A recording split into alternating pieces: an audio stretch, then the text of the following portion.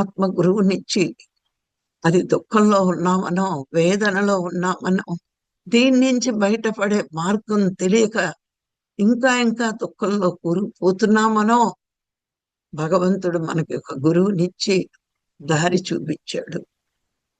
దారి చూపించినప్పుడు ఆ దారిలో పయనిస్తే దుఃఖాలనే సముద్రంలో నుంచి బయటపడే మార్గం గురువే చెప్పగలడు. ఆయన చెప్తాడు, నువ్వు శరీరం కాదు, మనసువు కాదు, బుద్ధివి కాదు, నువ్వు ఆత్మవి.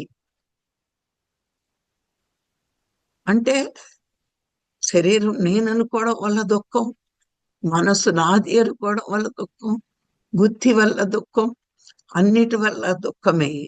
కానీ నువ్వు ఇవేవి కావు, నీవనుకుంటున్నావు, నీవి కావు, నీవనే భ్రమలో ఉండి దుఃఖం తెచ్చుకుంటున్నావు. ఇవేవి నువ్వు కాదు, నువ్వు ఆత్మవి.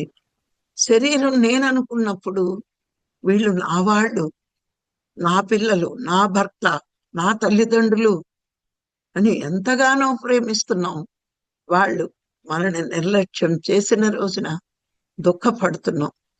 అలాగే నా ఆస్తిపాస్తులు అనుకుంటూ మమకారాన్ని పెంచుకుంటున్నాం.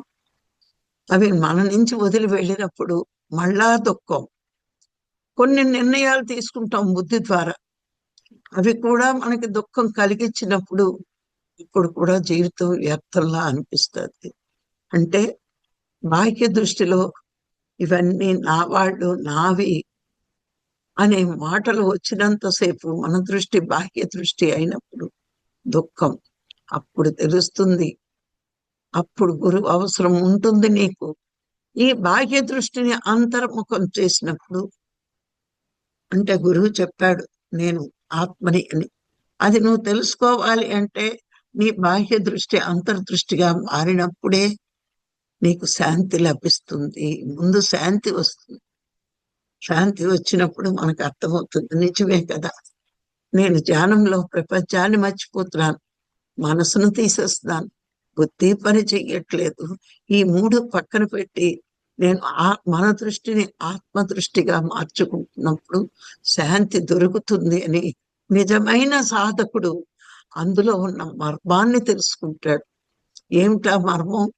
ధ్యానం చేస్తున్నప్పుడు శరీరం అక్కర్లేదు, మనసు అక్కర్లేదు, బుద్ధి అక్కర్లేదు, ప్రపంచము అక్కర్లేదు. అన్నిటినీ వదిలేను కాబట్టే నేనెవరో తెలుసుకోవడానికి ప్రయత్నంతో, నేను పరమాత్మతో అనుసంధానమై ఉన్నాను కాబట్టే నాకు శాంతి లభిస్తుంది